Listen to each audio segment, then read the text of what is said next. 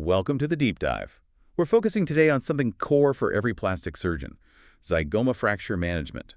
Uh, really skipping the basics here and getting straight to the clinical pearls, those tricky assessment traps, and the surgical strategies you need, whether you're a resident or an attending. Exactly. Think of this as MOC, CME level stuff, but really practical. We're looking at the decision making. Techniques, they evolve, but the anatomy, the principles, those remain absolutely critical. Right, so our mission today is pretty clear. We're unpacking the sources, looking at updated recommendations for pre-op, the actual surgery, and managing those complications, especially with these high-velocity injuries we often see. Okay, let's start right at the foundation. Anatomy. There's a term we hear all the time, zygoma tripod fracture. But the sources emphasize that's, well, not quite right, is it? It really isn't. And it's more than just semantics. We need to think of the zygoma as a quadripod structure, 4 legs and a base. Visualizing it that way directly impacts how you think about stabilizing it. Okay, quadrupod. So you've got the base, which is the strong lateral orbital wall, and then 4 legs. Which ones are we really focused on surgically? Well, the legs are the arch, lateral orbital rim, infraorbital rim, and the ZM buttress.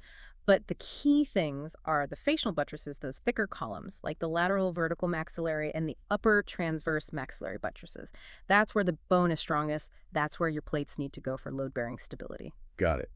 And that structure connects directly to the clinical reality, doesn't it? These aren't usually simple bumps. They come from high-energy trauma. So before we even touch the face, what's the absolute first priority? Trauma principles first, always. The huge association is cervical spine injury.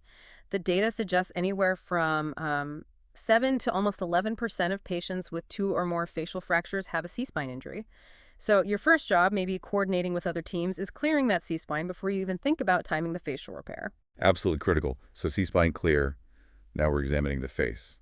Yeah. Besides the obvious pain and swelling, what are the classic signs and symptoms we're looking for? Yeah, the textbook triad is pain, diplopia, double vision, and that numbness or tingling paresthesia in the infraorbital nerve distribution. So that's lower eyelid, cheek, side of the nose, upper lip. And on exam.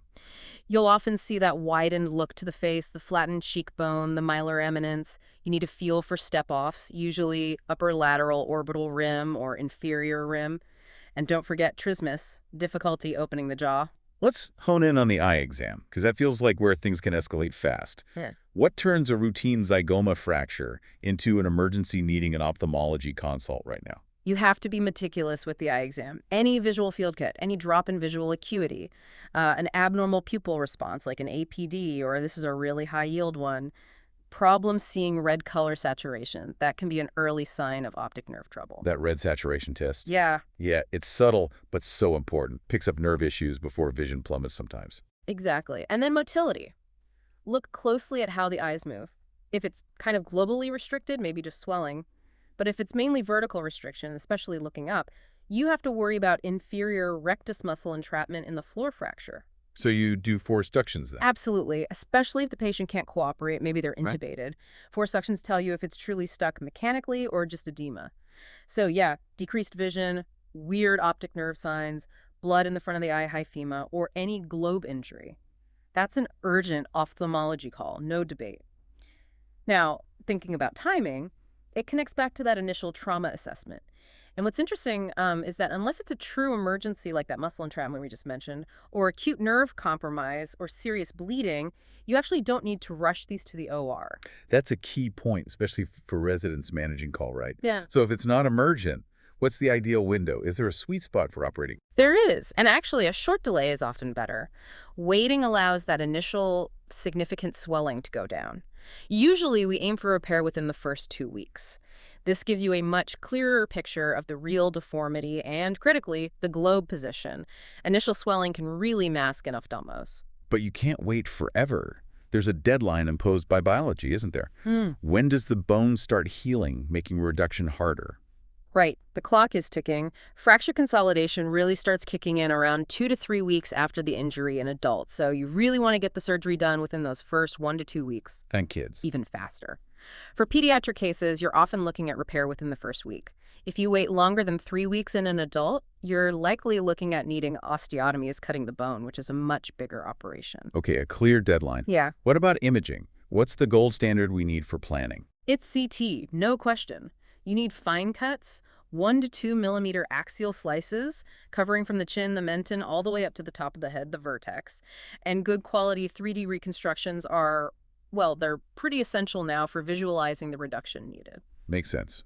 Now, before we step into the OR in our minds, Uh, antibiotics. We're often going through the mouth, the gingivobuccal sulcus. What's the thinking on antibiotic prophylaxis here? Is it standard? it's an area where the evidence is a bit limited, honestly. There was one study showing a surprisingly low infection rate, like 1.5%, even when antibiotic use wasn't consistent. So what's the practice generally? Current recommendations often lean towards maybe a single dose or just 24 hours of coverage, but we have to be clear, the evidence level is therapeutic 4. There's no strong, formal, evidence-based recommendation for prolonged antibiotics in simple zygoma fractures.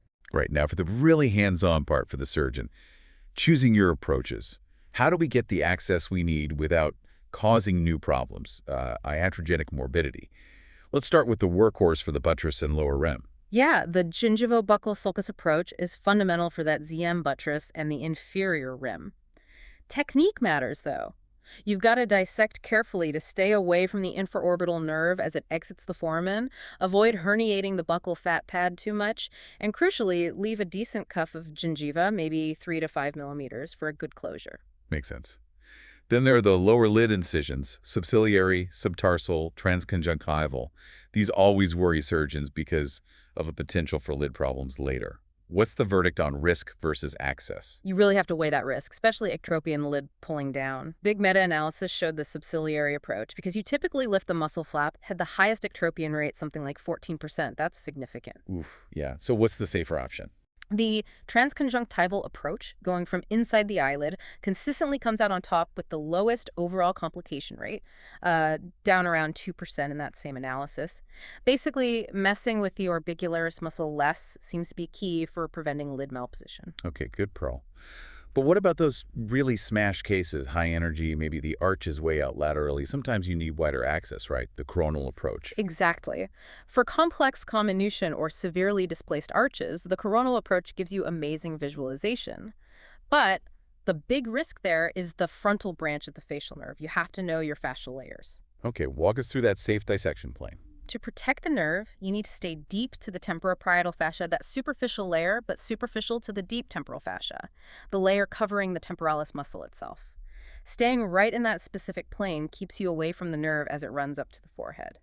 Getting lost there is, well, it's bad news. Definitely want to avoid that. Okay, let's shift to reduction. We know there are like 5 points we check for alignment, but is there one specific spot, one articulation that's the absolute key to getting the whole thing lined up correctly? Yes, absolutely. The anchor point, the linchpin, is the sinozygomatic suture. That's where the zygoma meets the greater wing of the sphenoid bone in the lateral orbital wall. Why is that one so critical? Because it's the longest articulation the zygoma has. That length means any small error in rotation or position there gets magnified everywhere else. It's the most accurate indicator of whether you've truly reduced the zygoma anatomically. So surgically the pearl is. Yeah. Address that first. Precisely. Get the sphenozygomatic suture aligned and provisionally fixed first. Then the other fractures, the rim, the buttress, tend to fall into place much more easily. If you miss subtle displacement or rotation there, you're almost guaranteed to end up with a suboptimal result later, like enophthalmos or cheek asymmetry. Okay, reduction achieved, guided by the SE suture. Now, fixation. How do we decide, one plate versus 2 or 3? What dictates the strategy? It really comes down to displacement and how stable it feels after reduction. For simple, minimally displaced fractures that lock nicely into place, sometimes a single strong plate on the ZM buttress, maybe a 1.5 or 2.0 millimeter L plate via the gingivobuccal approach, is enough. Poppability isn't usually a big issue down there. Right, it's deeper. But what about those fractures needing more points of fixation, like up at the zygomatico-frontal suture or on the infraorbital rim? Hardware can be an issue there, can't it? Oh, definitely. That's where you run into patient complaints about feeling the plates or discomfort, especially with cold weather. So for the ZF suture and the infraorbital rim, the clinical wisdom is to use thinner plates, maybe 1.0 or 1.5 millimeter system. You minimize that palpability. Exactly, because plate removal isn't trivial. Studies report rates anywhere from, say, 10% up to a third of patients needing hardware removal later, usually for those reasons: palpability, cold intolerance, or pain. Using lower profile plates in those thin skin areas is just good practice. Makes sense.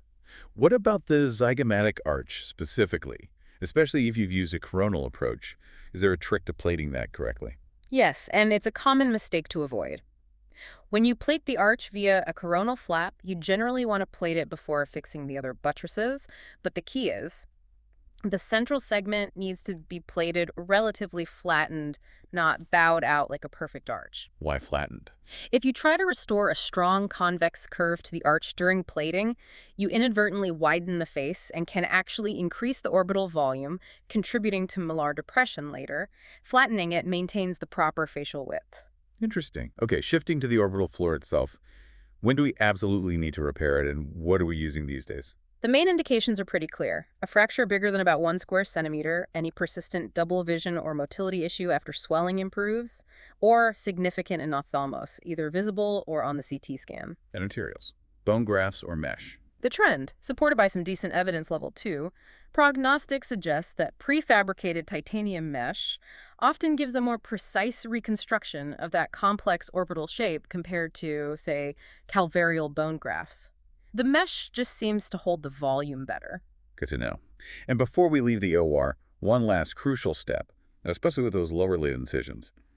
Preventing ectropion long term. Yes, soft tissue management is key. You must resuspend the zygomatic periosteum back up to the orbital rim. You can use drill holes or suture it to your plates. This stops the cheek tissue from sagging down and pulling the lid with it. And if you did a canthotomy. Meticulous re-anchoring of that lateral canthal tendon is non-negotiable.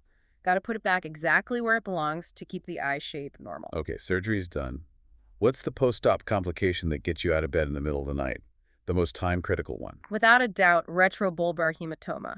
Any sudden drop in vision, maybe they can't see light well, combined with severe pain, a bulging eye, proptosis, or restricted eye movements. That's an emergency. Yeah, how much time do you have? Not much. You need surgical decompression, usually opening the incision.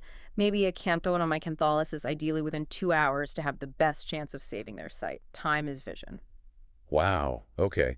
What about the less dramatic, but maybe more common issues like that numbness, infraorbital nerve paresthesia? Yeah, that's incredibly common. The reported incidence is huge, anywhere from 24 up to 96% initially. Recovery is really variable. Does it usually come back? Some sensation often returns over, say, 1 to 6 months. But we have to be honest with patients. In severe injuries, one study found only about 35% had complete recovery within a year. That persistent numbness or altered sensation is a major quality of life issue, even if the bones look perfect on the scan. Hashtag tag tag clinical takeaways recap. Okay, that was a very thorough run-through. Let's do the rapid-fire recap. Yeah. What are the top 3 absolute must-remember clinical pearls from this deep dive? All right, number 1, timing and trauma. Clear the C-spine first, always. Then, use that window up to 2 weeks for swelling to resolve for an accurate assessment, especially of the globe. But don't miss the deadline. Operate before 2 to 3 weeks to avoid difficult osteotomies. Okay, number 2. Reduction accuracy. Focus on the sphenozygomatic suture. Its length makes it your most reliable guide for nailing the anatomical reduction and preventing those long-term problems like enophthalmos and asymmetry. Get that right first. And number 3. Approach versus risk. Choose wisely. For the lower lid, the transconjunctival approach generally has the lowest ectropion risk. If you must use a coronal approach for wide access, be absolutely meticulous about staying in that safe plane deep to the temporoparietal fascia to protect the frontal nerve. Perfect. We've covered the anatomy, nuances, the critical decision points, fixation strategies, and those dreaded complications for zygoma fractures. A really focused deep dive. Yeah, and the core challenge really remains, doesn't it? How do we consistently achieve that stable, accurate reduction that protects function and appearance while doing everything possible to minimize the iatrogenic harm, particularly to nerves and soft tissues like the eyelid? Understanding those surgical corridors and the reduction sequence we talked about is still fundamental. Which leaves us with maybe a final thought to chew on. Given how common that infraorbital nerve numbness is, even with seemingly perfect reductions on CT, how might newer tech, like intraoperative navigation, change things? Will getting the bones even more perfectly aligned actually improve nerve outcomes? Or is the primary nerve injury at the time of impact the bigger factor? Something to think about in your own practice.